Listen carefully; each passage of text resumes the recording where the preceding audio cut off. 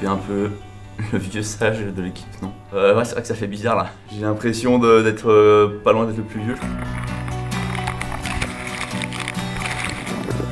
Bon, en même temps, je trouve ça sympa aussi parce que c'est bien de passer un petit peu le témoin, comme on dit, et puis d'échanger avec les jeunes, c'est aussi sympa. À quoi tient ta longévité? La préparation physique que j'entretiens depuis de longues années, là, de faire toujours attention de jamais tirer sur la machine, me permet toujours d'être compétitif. On regarde sur la concurrence française pour Rio. Là, on a une super équipe maintenant, là, donc depuis la fin des Jeux de Londres, on a de nouveaux Français, Louis Gillard, Pierre Lecoq et Thomas Goyard. On se tire à chaque fois la bourre sur l'eau, que ce soit à l'entraînement ou en compétition. Et là aujourd'hui on est très bien placé, je dirais, avec les Polonais, on est la deuxième nation au monde. Sur l'eau tu es toujours en mode compétition. Jusqu'à présent peut-être mon défaut c'était d'être un petit peu trop dans la compète, un petit peu trop toujours la tête dans le guidon comme on dit. Et j'essaie justement d'axer un peu ma préparation, mon fond de jeu pour Rio dans un esprit un peu plus cool, je dirais. Garder vraiment du plaisir avant tout. Peut-être le matin au réveil.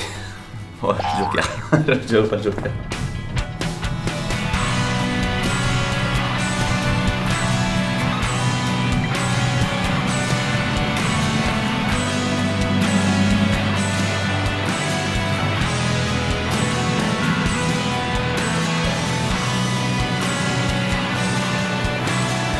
Meilleur souvenir sur la médaille à Pékin. Je suis passé par des moments de stress tellement importants qu'au final, au moment de l'arrivée, tout redescend et là on savoure vraiment ce qu'on a réalisé. Ton pire souvenir, là c'est les jeux précédents je pense, les jeux d'Athènes. Je me trompe de mât sur le premier jour lié au stress de l'enjeu des Jeux Olympiques. Je pense que c'était vraiment un moment terrible pour moi. Depuis toutes ces années, ça représente quoi pour toi l'équipe de France? Pour moi c'est une famille, on se connaît depuis vraiment très longtemps effectivement. Et j'entends aussi l'équipe de France olympique dans sa globalité. Et ça me donne des frissons presque à la limite l'équipe de France olympique parce que c'est vrai qu'on se voit pas forcément très souvent, mais quand on se voit à chaque fois je me dis que c'est un peu pour ça que je fais encore de la planche et que je fais encore de la voile. C'est pour ressentir ces vibrations de l'équipe de France olympique que je continue.